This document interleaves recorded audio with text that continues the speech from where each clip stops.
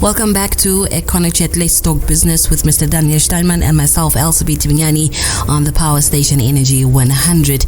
If you've missed out on previous conversations, you can, of course, go to economist.com.na and you will find everything there. Of course, for those who do not know, Mr. Daniel Steinman is an economist. He is also the editor of Namibia Economist. Okay, so that is where all the information comes from. Plus much more. You can put it that way, Mr. Daniel Steinman. He's also a teacher. He's also so much more. But for now, we are talking retail.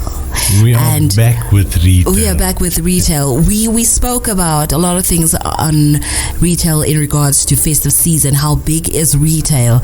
And, how we cannot miss retail during the festive season. But when we look at tourism, Mr. Daniel Steinman, where does that fit in? Elsabe, who would have given you that question, that thought in your mind? What is the problem with tourism? We don't know where tourism actually fits in. Yes, it is one of the major, I can say, incomes for the economy. It is. And as an industry, it's very, very, very important. Yes. Yeah. You need to break it down for us. As with all these complex concepts, let's make it practical. Okay. If a tourist book a room in a hotel or a lodge or a bed and breakfast, it's very easy to track that transaction. Yeah. Where it shows up in the statistics, because somewhere he has to send an email, he has to confirm a booking, he has to put his name in on a form on a website, and he has to make a payment. Yes. So there's a bank transaction, and that payment goes to the lodge or the hotel's account, and that account is in Namibia. It's very easy, the hospitality side, the accommodation side, yes. How many rooms were booked and how many rooms were paid for. Now that tourist gets onto the airplane and he arrives here in Namibia and he's booked a car. Now that car, is that tourism or is that transport? Giving us that question again.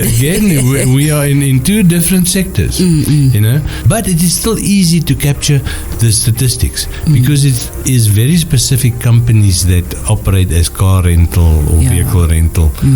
Just like hotels and lodges, there's no blurring lines. It's clear where the expense was made, where the transaction took place, in whose bank account the payment went to. What is not clear is what is the type of company that is selling the service. Because if I go buy a car, if I go rent a car, and I'm a Namibian, it certainly is not tourism. But then Namibians in Namibia very seldom goes to a car leasing company and rent a car. Yeah. It's only with the big companies that work on fleet services, like where they get all the vehicles for the company from a company like Avis. But that's an entirely different thing. Yeah. And it is very easy to identify what type of transaction it is. Now, the tourist is here. He gets hold of his nice bakkie with all the rubbish on top of the roof, and I always feel sorry for them when I see them with their overladen, what's the right word? Overloaded bakkies, and I think, do you know what you're letting yourself in for? So there they go, and they stop at the fuel pump and they fill up with local petrol. Is it tourism or is it transport? And this same tourist stops there in Okahanya and he buys a hamburger and a packet of cigarettes and a Coke, same as I do every time that I go to the farm. Is that retail or is that tourism? You see, so, and especially this time of the year, tourism gets very busy, very active. It does. And if we look at pre-COVID statistics, we were beyond 1 million visitors a year. I think it was about 1.12 million visitors in 2019. So the point is, from a statistical consideration, it is not insignificant. You can't just ignore that part of the economic activity in retail generated by bona fide tourists, not by Namibians, not by business visitors. So this makes it complicated the way that you measure it.